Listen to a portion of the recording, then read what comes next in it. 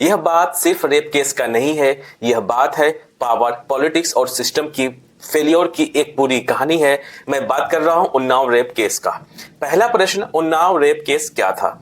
मामला है 4 जून 2017 में उन्नाव में बीजेपी के 4 बार के सिटिंग एमएलए कुलदीप सिंह सेंगर एक 17 साल की लड़की को काम के बहाने अपने घर पे बुलाता है। कुलदीप सिंह सेंगर और उनके कुछ साथियों ने मिलकर के उस लड़की के साथ गैंग रेप कर देता है।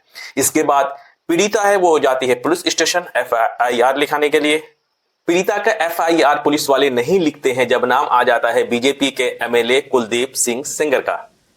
कुछ ही दिन बाद कुलदीप सिंह सेंगर का पाला हुआ गुंडा उस पीड़िता के घर जाता है और पीड़िता के पिताजी को डराता है, धमकाता है और एफआईआर ना करने की उन लोगों को धमकी देता है। इसी बीच जो पीड़िता की जो पिता होते हैं उनको बहुत वहां पे मारा जाता है और उन पे उल्टा केस लगा करके पीड़िता के पिता को जेल भेज दिया जाता है और पुलिस कस्टडी में उसके साथ इतनी मारपीट होती है कि पुलिस कस्टडी में ही पीड़िता का जो पिता है उनका वहां पे डेथ हो जाता है। उसी बीच में जब पोस्टमार्टम रिपोर्ट आता है और रिपोर्ट में साफ साफ कहा जाता है कि कस्टडी में पीड़िता का पिता की मौत इसलिए हुई क्योंकि उन्हें मारा गया था और कई जगह उसके जिस्म में चोट के निशाने आई। यहां पे एफआईआर और सिस्टम पूरी तरीका से फेलियर नजर आई। अगला प्रश्न यह है कि आखिर दुनिया को इस खबर के बारे में पता कैसे चला? जब पीड़िता ने श्री योगी आदित्यनाथ जी के रेसिडेंस के सामने जब उसने आत्महत्या करने की कोशिश करी तब यह खबर दुनिया को मालूम पता चला, तब एफआईआर लिखी गई। एफआईआर होने के बाद भी कुलदीप सिंह सेंगर को अरेस्ट नहीं किया गया तो इसका मतलब साफ था कि उत्तर प्रदेश पुलिस जो है वो विश्वास के लायक नहीं है। अब अगला प्रश्न कि सुप्रीम कोर्ट को आखिर क्यों आना पड़ा? इसका एक ही रीजन था कि उत्तर प्रदेश पुलिस से भरोसा उठ जाना। इसी कारण सुप्रीम कोर्ट को आना पड़ा। सुप्रीम कोर्ट ने इस केस को ट्रांसफर कर दिया सीबीआई को और ट्रायल के रूप में उत्तर प्रदेश से इस केस को दिल्ली ट्रांसफर कर दिया ताकि कि बीजेपी का जो एमएलए, पावरफुल जो एमएलए थे, उनका इन्फ्लुएंस ना चले। मामला 2017 से चलते चलते पहुंच जाता है सन 2019 में। 2019 में इस पीड़िता के साथ और एक घटना घट जाती है।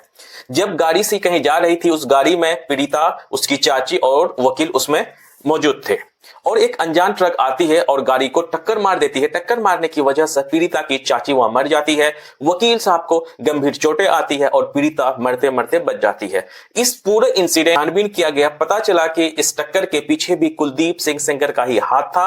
और सारे घटनाओं के बाद जब अगली पेशी हुई तो सीबीआई ने कहा कि यह कोई एक्सीडेंट नहीं था बल्कि यह एक प्लान अटैक था। फाइनल फैसला आता है 2019 में ही।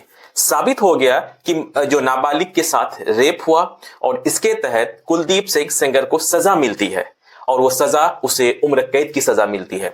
इनके अलावा जो पीड़िता के पिता की जो कस्टडी में जो मौत हुई थे उसके लिए भी सेंगर को 10 साल की सजा होती है। इसमें सबसे शॉकिंग बात यह है कि उम्र कैद की सजा मिलती है 2019 में, मतलब 2019 में उन्हें जेल होती है और दिसंबर 2025 में इनको बेल मिल जाती है। और कोर्ट ये कह रहा है कि ओवरऑल इसमें कि अभी अपील चल रहा है। ये तो बड़ी नई बात है जी, जिसे दोषी सिद्ध हो गया, उनको सजा भी मिल गई, जेल भी चला गया। अब कोर्ट उसको इस बात पे छोड़ देता है, उसको उम्र कैद की सजा उनकी माफ कर देती है क्योंकि कोर्ट कह रहा है कि अभी अपील ही चल रहा है। अब सवाल ये उठता है कि आखिर पूरे भारत में इस बेल का विरोध क्यों हो रहा है?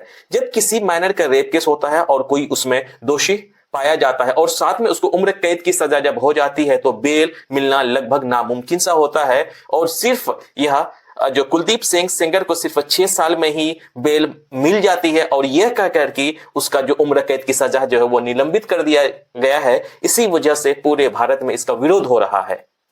व्यापक विरोध प्रदर्शन के बाद यह मामला फिर से सीबीआई के हाथों चली गई है। सीबीआई ने सुप्रीम कोर्ट को इस बेल का जो चैलेंज है वो सुप्रीम कोर्ट में पेश किया है, लेकिन यह चैलेंज फिलहाल पेंडिंग में है।